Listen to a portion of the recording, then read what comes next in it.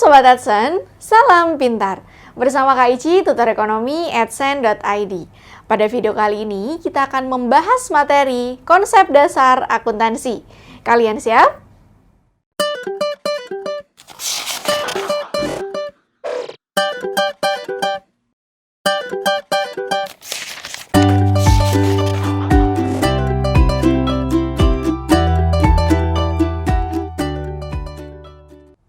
Sobat AdSense, pada video sebelumnya kita telah mempelajari persamaan dasar akuntansi dan telah memahami salah satu variabel dari persamaan dasar akuntansi, yaitu adalah aset. Nah, untuk video kali ini kita akan melanjutkan dua akun yang belum kita bahas, yakni adalah akun kewajiban atau utang dan akun modal ya. Oke. Yang kedua, kewajiban atau utang. Nah, jadi Sobat AdSense jangan sampai bingung nanti kalau misalkan di soal yang diketahuinya utang, bukan kewajiban atau sebaliknya. Nah, ada lagi nama lain dari kewajiban atau utang, yakni adalah liabilitas ya. Liabilitas. Nah, ini artinya sama ya. Oke, nah sebenarnya definisi dari kewajiban atau utang atau liabilitas itu apa sih? Definisinya adalah sumber dana eksternal untuk melakukan pembiayaan kegiatan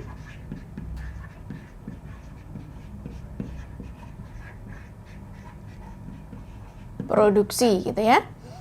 Oke, apabila perusahaan mendapatkan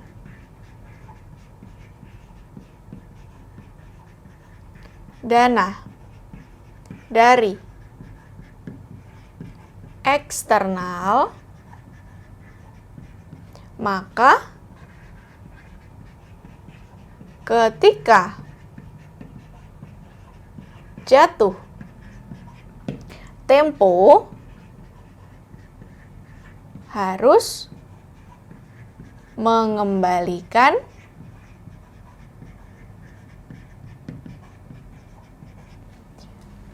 dana tersebut.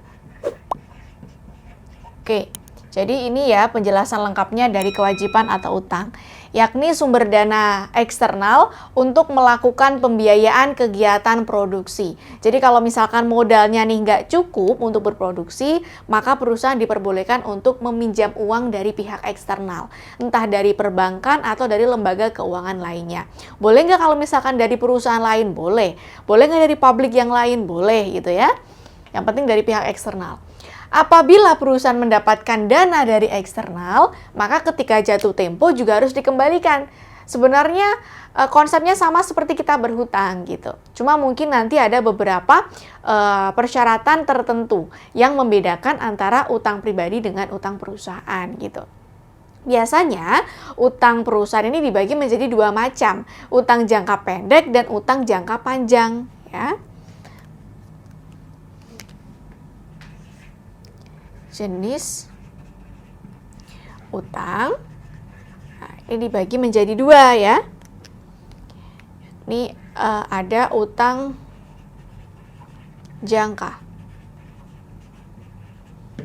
pendek ya. Nah, untuk jangka pendek ini bisa kita sebut sebagai account payable. Ini bahasa Inggrisnya ya, account payable. Nah, ciri khas yang dimiliki oleh utang jangka pendek adalah temponya itu kurang dari 1 tahun. Misalnya 5 bulan harus sudah dikembalikan, atau 3 bulan harus sudah dikembalikan, atau mungkin mendekati 12 bulan. Yang penting kurang dari 1 tahun ya. Oke, di sini jatuh tempo kurang dari 1 tahun. Oke, ini utang jangka pendek ya. Lalu yang kedua adalah utang jangka panjang. Ya. Nah, ini disebutnya notes payable. Ya. Ini jatuh tempo lebih dari 1 tahun.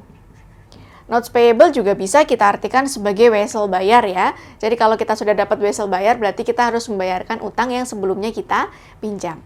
Oke, jadi inilah akun ya dalam variabel persamaan dasar akuntansi yang kedua, yakni kewajiban atau utang atau liabilitas. Sama dengan akun aset ya, akun utang ini juga memiliki saldo normal. Jadi kalau misalkan aset normalnya dicatat di sisi debit, tapi kalau utang normalnya dicatat di sisi kredit. Oke, jadi kewajiban atau utang atau liabilitas, kalau misalkan dia bertambah, dia catatnya di sisi kredit. Nah, kalau dia berkurang, barulah dicatat di sisi debit. Contohnya, pada tanggal 1 Januari, perusahaan mendapatkan pinjaman dari bank sebesar 10 juta. Nah, artinya kan utang bertambah. Nah, kalau utang bertambah, dia dicatat di sisi kredit gitu.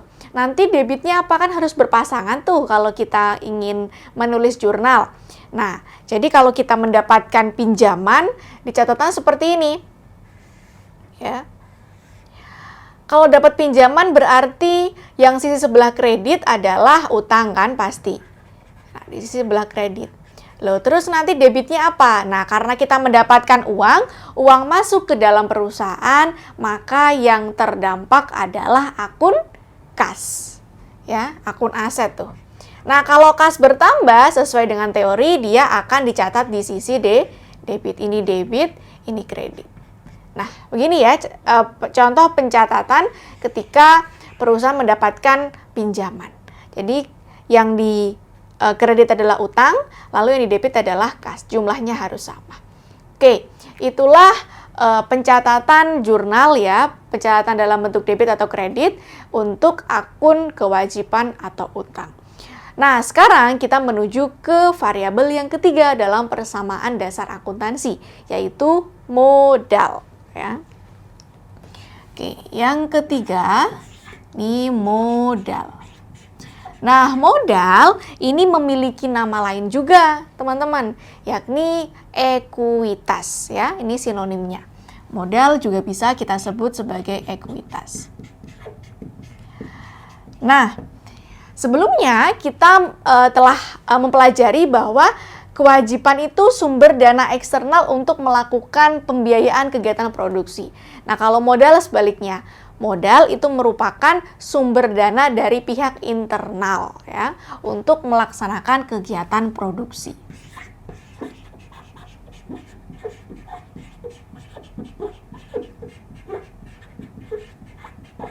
Sumber dana internal untuk melakukan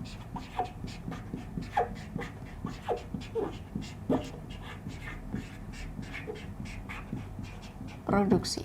Oke. Misalnya apa ya? Misalnya kalau misalkan saya nih ingin mendirikan perusahaan gitu kan. Biasanya kan kalau ingin mendirikan perusahaan, sumber dana utama ini adalah dari kantong pemilik perusahaan sendiri gitu. Nah, ini kalau saya menginvestasikan uang saya sendiri sebanyak 10 juta katakanlah untuk perusahaan baru saya, ini masuk ke dalam akun modal pencatatannya nanti. Nah, sama seperti akun aset, ternyata akun modal ini tersusun dari beberapa akun juga. Aset kan tersusun dari kas, peralatan, piutang, perlengkapan, persediaan, pembelian, dan yang lain-lain. Nah, sekarang modal juga seperti itu. Modal ini tersusun dari beberapa akun. Akun di dalam modal. Apa saja? Yang pertama adalah modal pribadi. Nah, ini sesuai dengan ilustrasi yang baru saja kita pahami bersama, kita jelaskan bersama. Kalau ingin mendirikan perusahaan baru pertama kali, lalu pemilik perusahaan menginvestasikan uangnya sendiri masuk ke dalam modal pribadi ya. Lalu yang kedua adalah pendapatan. Nah, kalau dalam perusahaan jasa ya pendapatan, tapi kalau dalam perusahaan dagang biasanya diganti dengan penjualan. Karena pendapatan yang dia dapatkan nih penerimaannya berasal dari hasil penjualan. Itu untuk perusahaan dagang ya. Oke, selanjutnya yang ketiga adalah beban. Dan yang keempat adalah dividen. Dividen. Yang kelima adalah prive. Oke, beban nih ya jenis biaya ya. Biaya harus dibayarkan kalau kita sudah merasakan manfaatnya. Contohnya beban atau biaya listrik, beban atau biaya air, beban atau biaya gaji gitu. Jadi artinya beban ini sama dengan biaya. Lalu dividen ini adalah laba yang dibagikan kepada pemilik saham atau kepada pemilik perusahaan. Ya, biasanya dibagikan setiap akhir periode. Jadi kalau misalkan setahun periode produksi perusahaan mendapatkan keuntungan sebesar 1 miliar, nanti setengahnya dibagikan ke pemilik perusahaan, setengahnya disimpan. Loh, buat apa kok disimpan labanya, nggak dibagikan semuanya? Buat jaga-jaga kalau misalkan periode selanjutnya ada pembekakan produksi. Jadi kan butuh biaya banyak. Nah, ada simpenan dari laba yang ditahan tersebut. Gitu ya. Lalu yang kelima ada prive. Apa itu prive? Prive itu adalah pengambilan dana perusahaan untuk kepentingan pribadi. Ya, jadi misalnya dari kas nih, saya punya perusahaan roti katakan. Saya ngambil 1 juta. Buat apa? Buat saya sendiri. Buat kepentingan saya sendiri. Karena kebetulan kas untuk rumah saya habis gitu. Jadi saya minjem dulu istilahnya dari kas perusahaan. Tapi nanti harus diganti gitu ya. Karena harus dipisahkan nih antara anggaran atau pengelolaan keuangan rumah tangga dengan pengelolaan perusahaan. Nggak boleh sama, walaupun pemiliknya sama, gitu ya. Oke, inilah 5 akun yang ada di dalam modal. Nah, 5 akun ini memiliki sifat masing-masing dalam pencatatan di buku akuntansinya. Nah, ini pencatatan debit kreditnya maksudnya di sini. Nah, oke. Modal pribadi ini kalau misalkan dia bertambah ada di sisi kredit. Kalau dia berkurang ada di sisi debit. Nah, ini perlu diperhatikan betul-betul ya. Sifatnya modal itu kalau bertambah di sisi kredit, kalau berkurang dia di sisi debit. Nah, pendapatan ini kalau misalkan dia bertambah dia juga di sisi kredit. Kalau dia berkurang dia di sisi debit gitu. Lalu yang ketiga, beban ini sebaliknya, kalau beban dicatatnya di sisi debit kalau bertambah. Nah, kalau kredit ya dicatatnya di sisi, kalau berkurang bebannya dicatat di sisi kredit. Dividen juga sama dengan beban. Kalau dia bertambah dicatat di sisi debit, kalau dia berkurang dicatat di sisi kredit. Gitu ya. Prive gimana? Prive juga sama ya. Kalau bertambah dia dicatat di sisi debit, kalau berkurang dia dicatat di sisi kredit. Oke, inilah sifat penulisan atau pencatatannya ya. Mulai dari modal pribadi sampai prive. Tapi ya keseluruhan nih mulai dari modal pribadi sampai prive dijumlahkan itu nanti kan akan menghasilkan satu akun di sini. Yang akun paling besar adalah modal. Jadi paling atas nih modal, lalu nanti di breakdown. Di bawahnya ada modal pribadi, ada pendapatan, ada beban, ada dividen, ada prive. Nah, tapi kan yang paling atas nih modal. Nah, sama seperti akun-akun kecil di bawahnya, modal juga punya pencatatan sendiri. Nah, ternyata di sini modal itu kalau dia bertambah di sisi kredit pencatatannya, kalau berkurang barulah di sisi debit, gitu ya. Oke. Jadi di dalamnya kalau di breakdown modal ada 5 akun ini. Gitu ya. Oke. Selanjutnya bagaimana? Nah, ini yang perlu kita pahami. Nah, modal ini cara penjumlahannya adalah seperti demikian. Modal sama dengan modal pribadi. Modal pribadi ya, ditambah dengan pendapatan dikurangi dengan beban dikurangi dengan dividen. Prive masuk mana? Prive nanti dimasukkan ke dalam kas. Jadi hitungannya adalah di dalam aset, tapi nanti dia sebagai pengurang. Gitu ya. Jadi ini cara menghitung modal. Modal pribadi ditambah pendapatan dikurangi beban dikurangi dividen. Jangan sampai salah dikurangi ini ya. Nanti akan menghasilkan berapa modalnya. Nah, yang perlu dipahami adalah ternyata pendapatan dikurangi beban dikurangi dividen, nanti dia akan menghasilkan yang namanya laba ditahan atau return earning.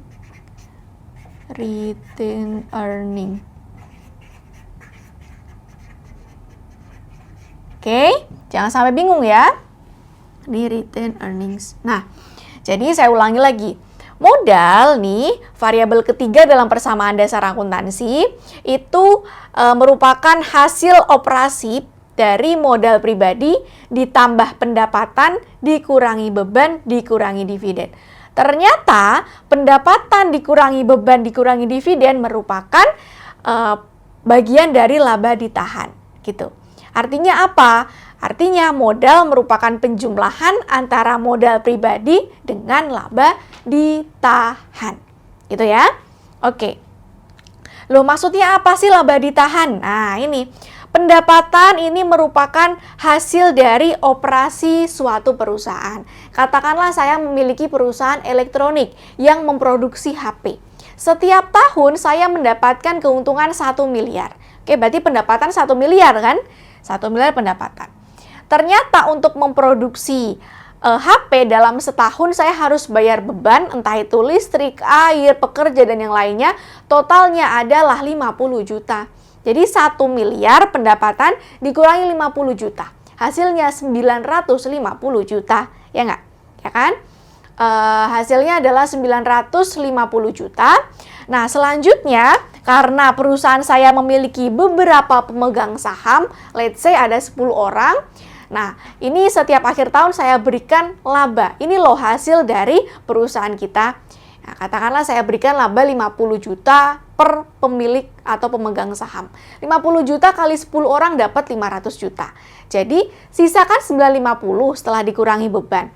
Dikurangi 500 juta karena dibagikan ke pemilik saham. Tinggal 450 juta kan? Nah, 450 juta itu disimpan. Buat apa? Ya karena jaga-jaga kalau misalkan nanti di periode selanjutnya ada pembengkakan biaya produksi bisa pakai laba ditahan. Itulah laba ditahan. Tuh ya. Jadi laba yang nggak dibagi ke pemilik saham karena pemilik saham udah dapet nih dividen sebelumnya. Oke, itulah laba ditahan ya. Jadi sekarang kita sudah mengetahui akun-akun yang berada dalam kewajiban atau utang atau liabilitas dan akun-akun yang berada di dalam modal atau ekuitas bersamaan dengan pencatatan normalnya. Kalau dia bertambah di sisi kredit atau debit dan kalau dia berkurang dicatat di sisi debit atau kredit. Nah, ini juga ada tambahan tadi. Untuk mendapatkan modal dari 5 akun, ini ternyata caranya adalah modal pribadi tambah pendapatan kurang beban kurang dividen. Yang mana pendapatan kurang beban kurang dividen adalah menghasilkan laba ditahan. Jadi secara sederhana bisa kita simpulkan modal ini merupakan penjumlahan antara modal pribadi dengan laba ditahan. Sobat Adsen, demikian pembahasan materi mengenai konsep dasar akuntansi. Semoga mudah dipahami dan sampai jumpa pada video selanjutnya. Salam pintar. Sekian Sobat Adsen untuk video pembelajaran hari ini. Sampai ketemu lagi di video belajar berikutnya. Jangan lupa aktifkan notifikasi untuk video terbaru kami ya. Sobat Adsen juga bisa mengunjungi adsen.id dan temukan ribuan video pembelajaran. Sampai jumpa Sobat Adsen, salam pintar.